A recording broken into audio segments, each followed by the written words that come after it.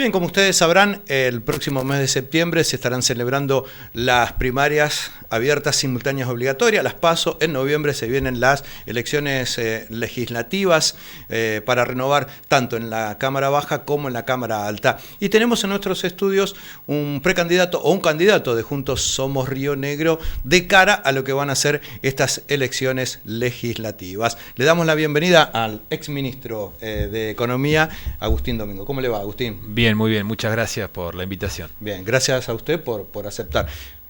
Agustín, ¿de nacionalidad escocesa, eventualmente?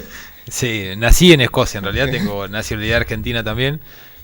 Mi viejo en realidad fue a hacer un doctorado y mi hermano más grande y yo nacimos allá, pero fue una casualidad, digamos. O sea, una eventualidad. Sí. ¿Su padre era veterinario? Veterinario, sí, Ajá. Veterinario, y trabajaba en el INTA y fue a hacer un doctorado en nutrición animal, así que ahí nacimos mi hermano más grande y yo, y después somos 4 de familia, los otros 2 nacieron en Bariloche, que fue donde residí en mi infancia. Después nos mudamos a Roca, bueno, un recorrido por toda la provincia. Actualmente estoy viviendo de vuelta en Bariloche, pero sí, tengo esa anécdota de haber nacido vengo a ser el William Wallace rionegrino. ¿Con kilt o sin kilt? No, sin kilt. Bueno, los escoceses peleaban, Sí. Iban hacia el sur a pelear contra los ingleses. Nosotros acá desde Río Negro vamos al norte a defender los derechos de los rionegrinos en Buenos Aires. Muy bien. ¿Cuál es la fortaleza del proyecto de Juntos Somos Río Negro? Bueno, la fortaleza es esa, es que peleamos por los derechos de los rionegrinos, que nuestra principal objetivo es que le vaya bien a Río Negro, que las distintas economías de Río Negro prosperen para que eso genere trabajo a los rionegrinos y así podamos mejorar nuestra calidad de vida. Y para eso tenemos que ir al Congreso a defender lo que nos corresponde a los rionegrinos, no solamente a defender la llegada de recursos, que el gobierno nacional se ocupe de las obras que se tiene que ocupar, que termine las rutas nacionales que tanto tiempo demoran. La ruta, el otro día casualmente inauguraban un puente de la ruta 22, una obra que lleva más de 10 años en finalizarse, y la verdad es que eso es más de 10 años el tramo de Chichinales a Cipolletti, y veníamos para acá. Bueno, ya sabemos lo que es el estado de la ruta de Chichinales a Río Colorado, es calamitoso y no está ni siquiera en agenda arreglarla. Esos son los temas de los que se tiene que ocupar el gobierno nacional y por los que vamos a pelear en el Congreso. Y luego están los grandes temas que los partidos nacionales, que son la alternativa en Río Negro para estas elecciones de medio término, son los representantes de los partidos nacionales que han fracasado, que han generado durante todos estos años una pelea, una grieta que ha demostrado ser muy poco efectiva en resolver los problemas de la macroeconomía, en resolver la inflación, en resolver el acceso al crédito, en resolver el empleo, y esos son los temas que también queremos ser protagonistas de esas discusiones en el Congreso Nacional, siempre con el foco puesto en que queremos que se resuelvan esos temas, porque Río Negro depende que la economía ande bien para poder crecer y para poder generar empleo y aumentar nuestra calidad de vida. La macroeconomía, bueno, desde la Cámara Baja, ¿cómo puede ayudar a Río Negro en caso de que Juntos ocupe una banca ahí?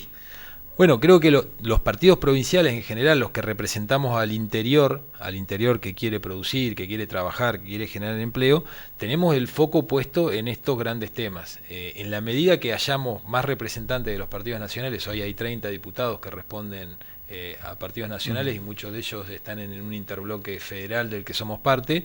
En la medida que nosotros podamos a los empujones hacer espacio y poner en agenda estos temas que son los que nos interesan, hay más posibilidad de lograr ese gran acuerdo que se necesitan entre todas las fuerzas políticas para ponernos de acuerdo en 4 o 5 temas de la economía que hagan que, independientemente quién sea el gobierno nacional de turno, esos temas no cambien. No podemos estar cada 4 años cambiando las reglas porque el que viene tiene una receta distinta de la anterior en todos los temas, en cómo combatir la inflación, en cómo manejar el comercio exterior, en cómo tratar los mercados de cambios.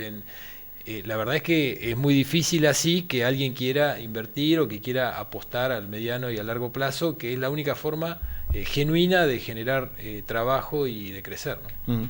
Ya que habla de trabajo, Agustín, me parece que todos los partidos hablan de la generación de empleo, de la generación de trabajo.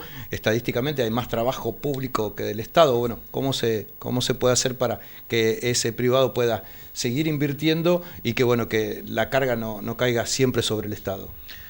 Bueno, sí, Río Negro en particular tiene más empleo privado que público, y hay mucho empleo informal. Creo que cuando uno hace un diagnóstico de qué pasa con la generación de empleo y ve que el 50% del trabajo es trabajo informal, ya sea como facturando como monotributista o directamente en negro, se da cuenta que claramente las regulaciones laborales hay que revisarlas, porque ¿por qué el trabajo se genera con esa precariedad? Y entonces me parece que hay dos temas. Por un lado, generar las condiciones macro para que haya más inversión, y luego que esa actividad privada o esa inversión demande empleo formal. Para eso tenemos que revisar las leyes laborales. Las leyes laborales tienen más de 40 años y han empujado a la informalidad al 50% de nuestra población. Entonces, ¿por qué empujan las leyes laborales a la informalidad? Porque hay que revisarlas. Han habido propuestas en los últimos meses de algunos sindicalistas, incluso de empresarios, y poco a poco se pone en agenda esa discusión. Creo que tenemos que discutir esos temas y sacar los prejuicios de lado, porque cada vez que se ha querido discutir esto, algún sector de los grandes partidos nacionales dice que eso es flexibilización, que no quieren, que se están afectando los derechos, y la verdad es que los derechos están afectados hoy, porque el resultado de esta ley es que el 50% está precarizado. Entonces, esos son los temas que hay que discutir, y que nosotros, porque nos interesa, porque es necesario para que Río Negro crezca, los vamos a poner en la agenda. Bueno, ya hay otras actividades que han ido creciendo a través de la pandemia. No la queremos nombrar, pero siempre estamos hablando de la pandemia. El teletrabajo, el home office. Sí, sin duda, la tecnología avanza mucho más rápido de lo que nosotros podemos llegar a procesar, y seguimos con, de vuelta, las mismas leyes laborales que hace 40 años. Entonces creo que nos tenemos que adecuar, y de hecho esta forma de flexibilización o los mercados laborales más dinámicos son los que escapan a las regulaciones estas antiguas. Por ejemplo, el trabajo que surge a través de las plataformas, ya sea las apps de delivery o las apps de transporte de pasajeros.